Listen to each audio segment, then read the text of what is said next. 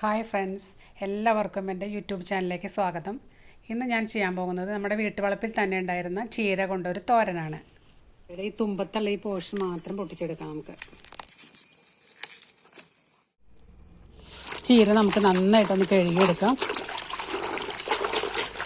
2 പ്രാവശ്യം വെള്ളം മാറ്റി ഒന്ന് കഴുകി ക്ലീനാക്കി എടുക്കാം. എന്തെങ്കിലും പൊടിയൊക്കെ ഇടുമ്പോൾ അതൊക്കെ പോയിക്കോളും.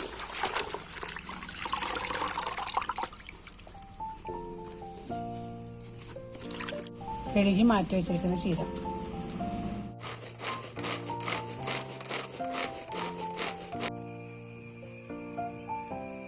കുരുകുറുന്ന് അരിഞ്ഞു വെച്ചിരിക്കുന്നതാണിത്.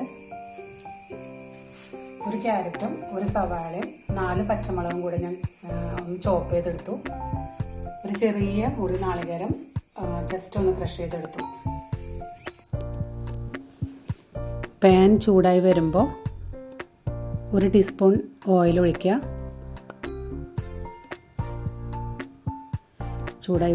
ചൂടായിട്ടുണ്ട്. ഒരു 1/4 ടീസ്പൂൺ കടുക് ഇട്ട് കൊടുക്കുക. കടുകൊന്ന് പൊട്ടി വരട്ടെ.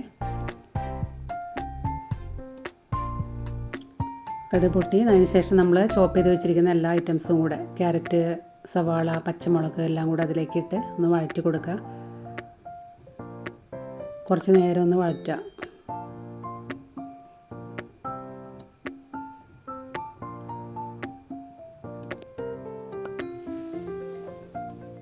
ഒന്ന് വഴണ്ട് വരുമ്പോൾ നമ്മൾ നുറുക്കി വെച്ചിരിക്കുന്ന ചീര അതിലേക്ക് ഇട്ട് കൊടുക്കുക. ഞാൻ ഈ ചീര നുറുക്കി വെച്ചിരിക്കുന്ന സമയത്ത് അതിൽ കുറച്ച് മഞ്ഞൾപ്പൊടിയും കുറച്ച് ഉപ്പും കൂടെ മിക്സ് ചെയ്ത് തിരുമ്മി വെച്ചിട്ടുണ്ടായിരുന്നു. നമുക്ക് വേണമെങ്കിൽ പോരായ വരികയാണെങ്കിൽ, ഉപ്പ് പോരായ വരികയാണെങ്കിൽ വീണ്ടും കുറച്ചും കൂടെ നമുക്ക് ആഡ് ചെയ്ത് കൊടുക്കാം. കാര്യം ബാക്കിയുള്ള ഇൻഗ്രീഡിയൻസ് ഒക്കെ ഇട്ടപ്പോൾ അതിൽ എന്തായാലും ഉപ്പ് പോരായ വരും. അപ്പോൾ കുറച്ച് ഉപ്പും കൂടെ അതിൽ ഇട്ട് കൊടുത്ത് വീണ്ടും ഒന്ന് ഇളക്കുക. എല്ലാം കൂടെ ഒന്ന് മിക്സ് ചെയ്ത് വഴറ്റിക്കൊണ്ടിരിക്കുക കുറച്ച് സമയം. പെട്ടെന്ന് ഉണ്ടാക്കാൻ പറ്റാവുന്നൊരു തോരനാണ് നമ്മുടെ ചീരത്തോരൻ. എല്ലാവർക്കും ഒന്ന് ട്രൈ ചെയ്ത് നോക്കാം. അതിന് ശേഷം നമ്മൾ ക്രഷ് ചെയ്ത് വെച്ചിരിക്കുന്ന നാളികേരം അതിൻ്റെ കൂടെ ഇട്ടിട്ട് നന്നായിട്ട് വീണ്ടും ഒന്ന് ഇളക്കി കൊടുക്കുക. നല്ല രീതിയിൽ എല്ലാം കൂടെ ഒന്ന് മിക്സ് ചെയ്ത്